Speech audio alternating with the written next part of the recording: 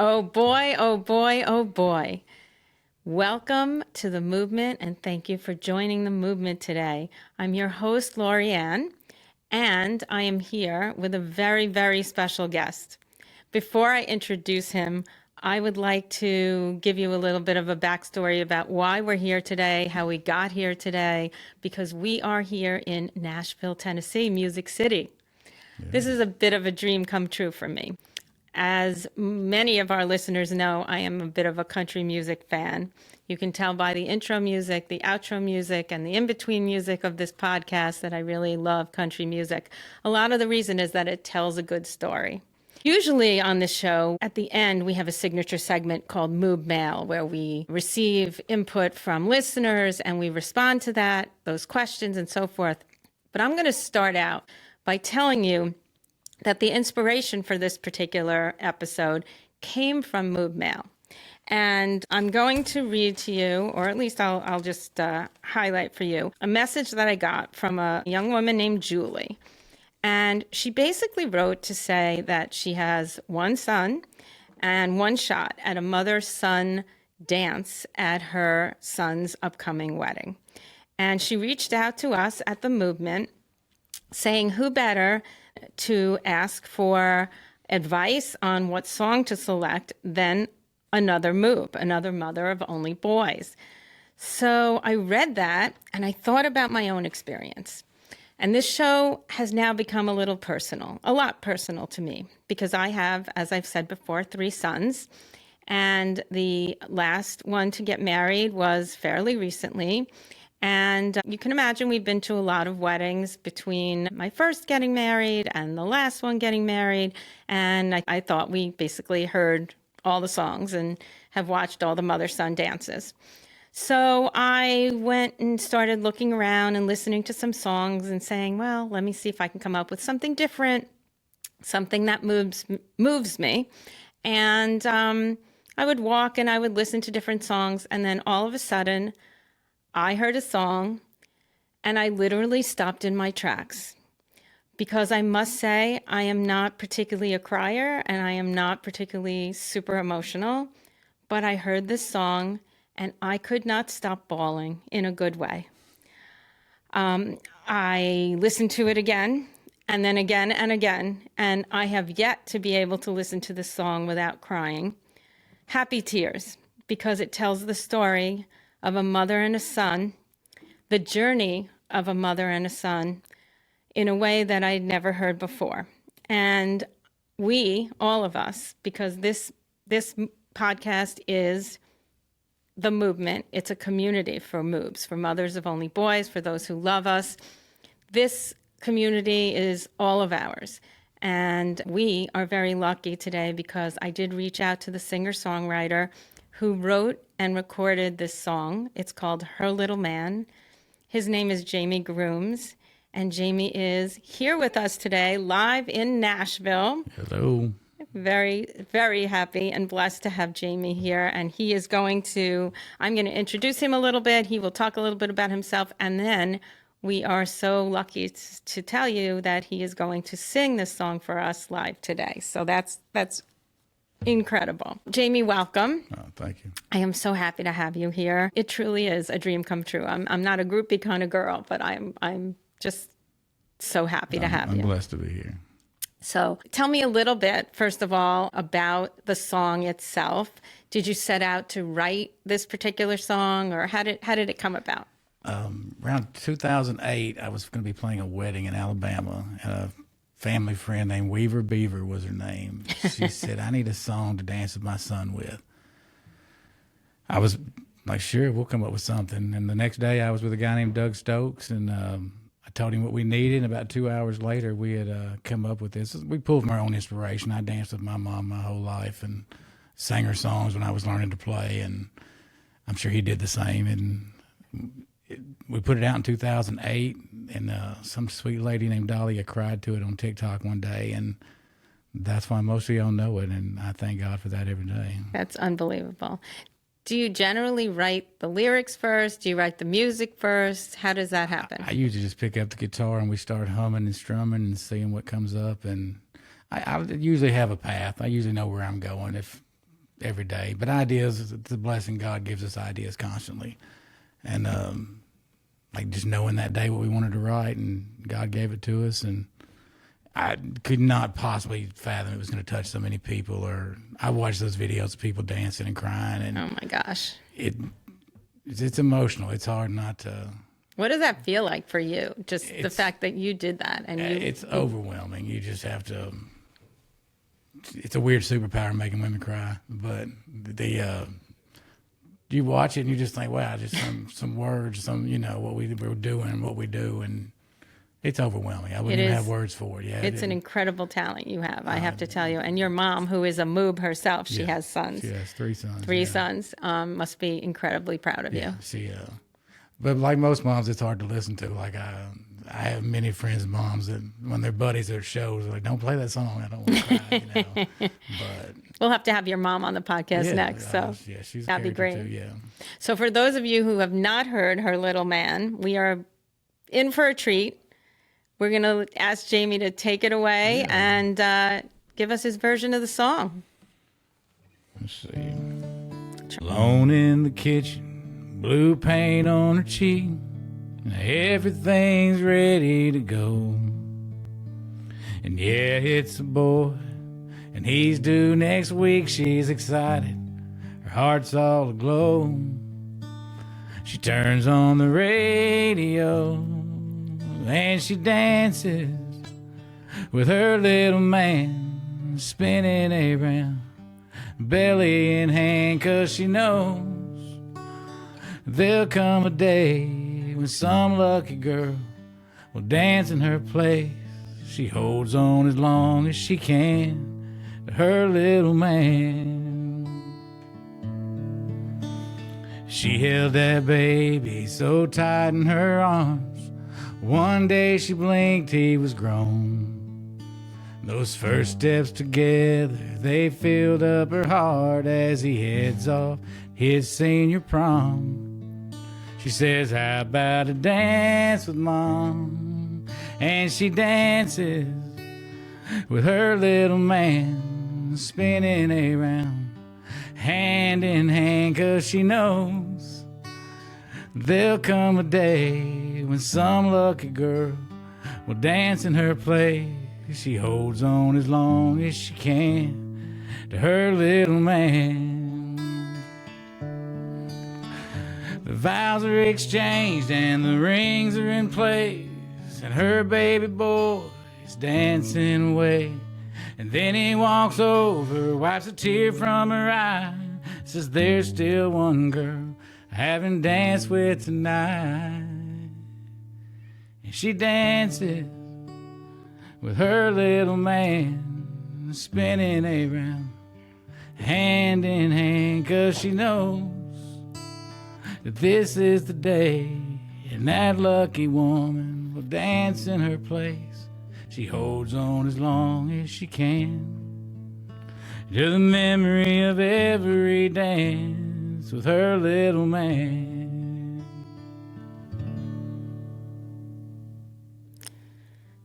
That was incredible. I would like to know how many listeners out there are not shedding a tear right now. Sorry about that. Hope you're not in traffic.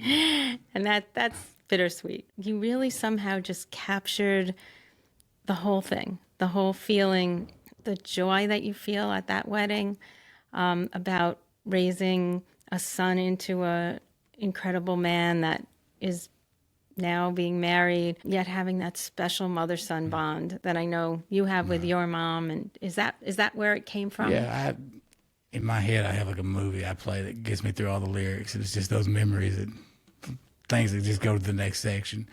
When we wrote the song, we played it for Beaver and them's wedding. And then like a month later, my best friend got married to a lady who had a son. And she danced with her son, and he danced with his mom. And I was like, oh, this is really cool. Like, that was probably the first time I thought, this got to be cool, something about it. Right. It's like a generational kind of thing. It just kind of, I don't know, just see all that in one moment. It was like. Yeah. That's unbelievable. Do you feel this is, I know you've written quite a number of songs. Is this your favorite song that you've written, or is there another one that might be a favorite, or can you have a favorite? Is it like a favorite son? You can't? They're all my new favorite when I write. They're all them. your babies? Then I write it, I love this one, and then I'll write something next week and like, no, this is my new, I got to play this one over and over again. This one's a steady, like I said, it's wrote so long ago, and we put it out in 2018. It was like 2023 before it took off.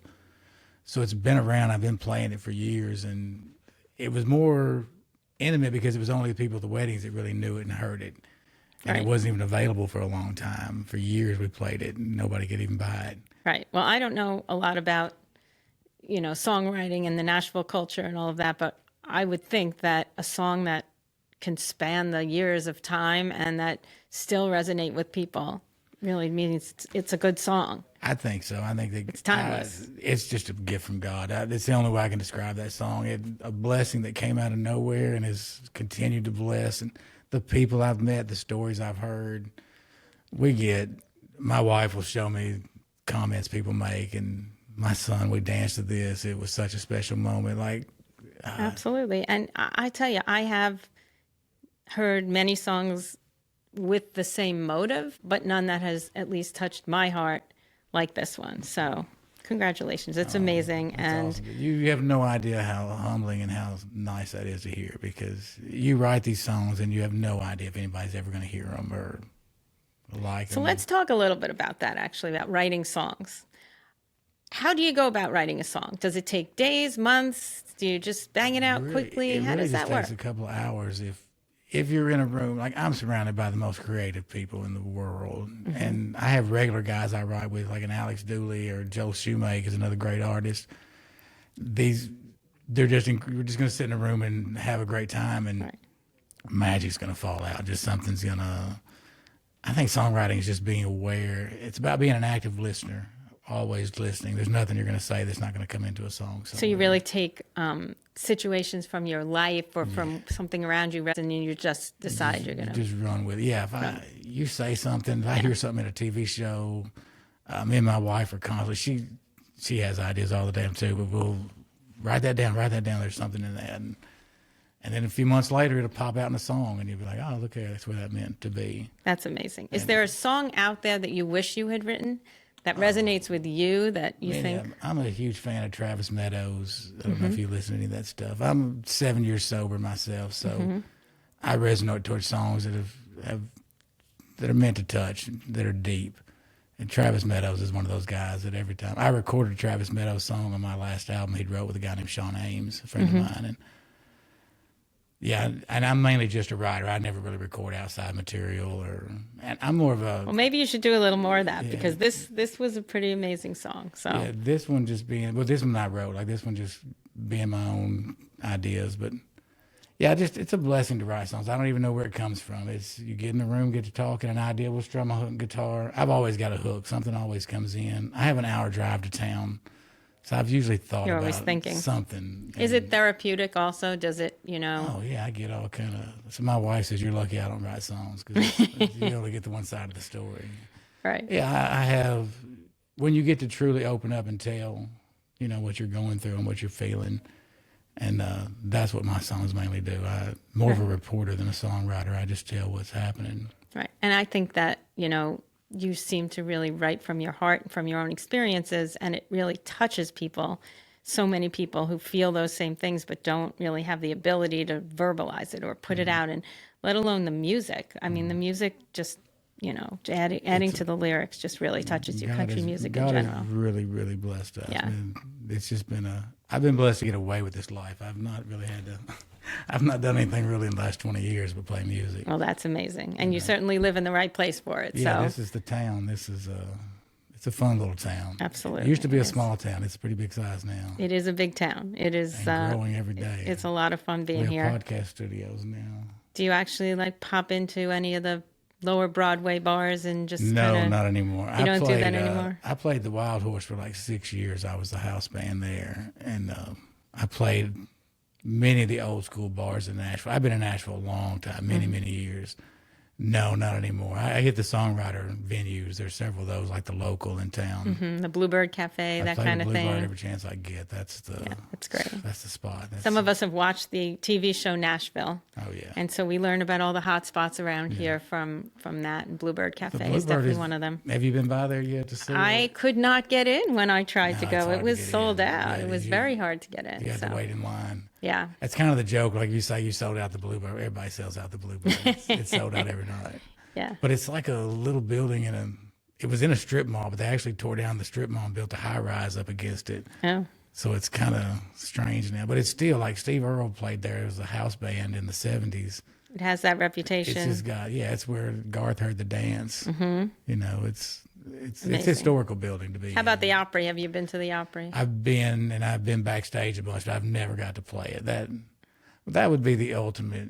All right, maybe we're going to work on that. What do you think? To play Her Little Man on the Opry would be epic. That would be. I think it would go through time. That's amazing. I did the tourist thing. I went and did the little tour, and I've got to go backstage at a bunch of shows, so that's cool. But I've never got to stand on the stage, and I've had a lot of buddies do it, and I was like, it's amazing. Yeah, just knowing they're all emotional when they come off of it, Absolutely. So it's got to be a feeling. Yeah. But I play this song at quite a few weddings. So we get hit up quite a bit to play it.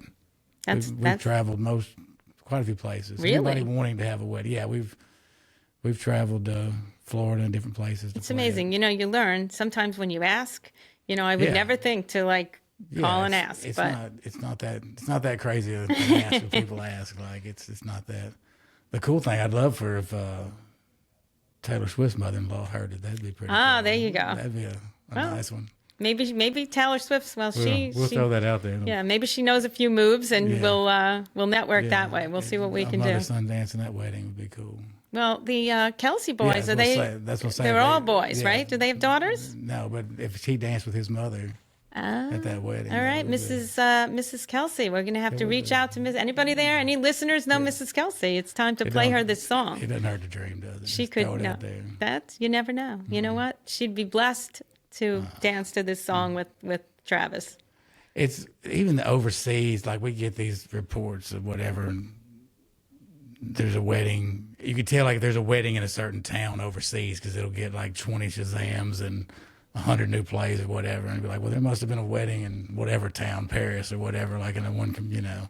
It's amazing that it reaches that far away. That's the digital thing that you just don't have a clue. It's just out there, and people, and there's not even a face really associated with it. It kind of is just the song out there. Right. I've done very few videos singing it, so this may be one of the first. Is there another song that you're looking to write right now, or another subject or something that's on your mind that you think is where you're going next? No, because it's every day. I'm every day writing.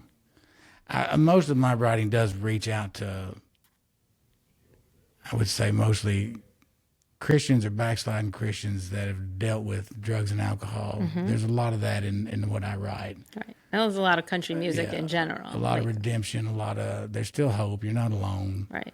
You know, we've all made bad decisions, and we have to. Universal. Yeah. You know, absolutely. And to me, it's a relatable topic, so it's an easy to talk to people with. And well, I do think you had something going here with the mothers and sons, so maybe you should look in that direction again. Yeah, we definitely. But it's just one of those little. It's a niche in all means, but. It was one. It's just those life cycles, those moments, those tender moments when you have a child, when you let go of a child, that they're getting married or whatever it is that, you know, sometimes you can say things that we can't verbalize, but, you know, there it is in the song. Mm-hmm. I'm a big Randy Travis fan, and I like how those songs just kind of, they always told the whole story, like the beginning to end, and that's. Right. And that's the thing with country music is you generally get the story from the beginning to the end, which is nice. You learning something. Sometimes when I'm up late at night, there's apps you can see how many people in the world are actually listening to the song at that time. Mm-hmm. And sometimes 2 or 3 in the morning, if I just happen to click on there and there's people listening, I think they're probably with their child at that moment. Like it's probably a late night. It could be daylight wherever they're at. I don't know, but. Right. You know, I did see a little post the other day. I don't know who the lady was, but she was dancing with her son, and she said, if he gets nervous for his mother-son dance, I'll tell him we've been practicing our whole life. Oh, And I was like, that's like the That's perfect. it. I was like, you nailed it in one that's little it. saying. So much of it, though, is sometimes you don't think until it's that time at that moment. You get that mother-son dance, and that's your moment with your son. You don't really think all along growing up, your son growing up, about that letting go until you're there. And then you're looking back. And that's what this song did to me. I'm looking back at all those times, dancing with my son and holding my son and dreaming when I was pregnant with each of my sons. And it's bittersweet. And it's a wonderful moment of knowing that you raised this boy to become a man, and that you are basically handing him off to your daughter-in-law.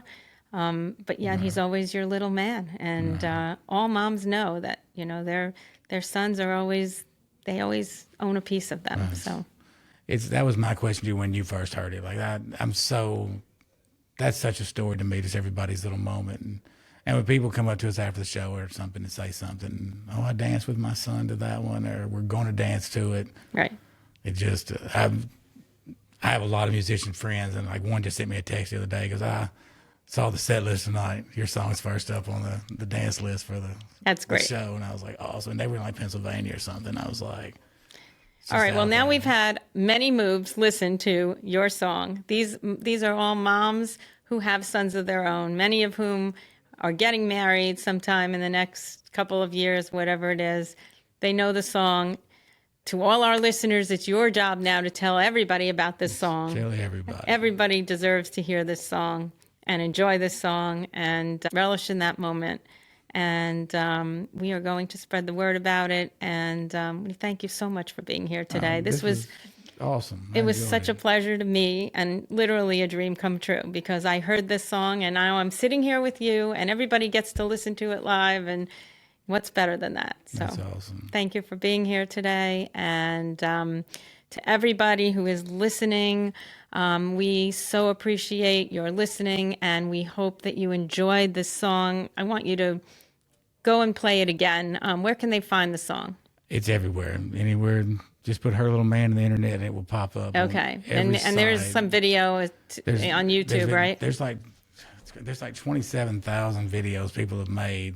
That boggles my mind to think that there's that many on All right, there. so let's just charge all our listeners to Yeah. go out there and find their sons and dance and make another video and make get it out another- there. Post those videos. You just had to record the music. So just do a few minutes of you and your son together. And Perfect. what would be awesome would be do like the Guinness World Records of mothers and sons dancing to one song. Oh, do we have a record for that? I don't know. We can make it up. We can make one. We'll set one. That would be a good one. Let's to do have. that. Like, Okay, that's what we're going to do here on the movement. I have thoughts this song could go forever. I'd like it to be part of the fabric of weddings. Yeah, absolutely. I would Well, actually love for people to be sick of it at weddings, like, just to be that. So I don't think anyone could ever no. get sick of this song. It touches your heart too much. That So if there was butterfly kisses or something like that, kind of. right. We'll put it on our website as well so that everybody so can listen kind. to it. And so everybody should, all of our listeners, remember to follow our socials. We're on Instagram at The MOOBment, MOOBment, on Facebook. You can listen on Spotify and Apple Podcasts. If you want to see Jamie's adorable face live, you can watch it on YouTube. Just Jami Grooms music. It's everywhere. JamiGroomsMusic.com. Yes? Yeah. Yes. On all the socials, it's Jami Grooms music. Perfect. I also want to remind our listeners today that we still have our bracelets, our coupon code for our bracelets available. So check our website. The company is called Names for Good. It's almost Mother's Day. And for Moobs, for any mom out there, any aunt, anybody, they make amazing bracelets, and you can put whatever personalization you'd like.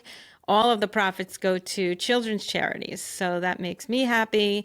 And code word MOOB for that 15% discount. And we are going to end this podcast like we always do by saying, hug your boys, trust your instincts, and remember that we're all boy moms, and those who love us belong is right here.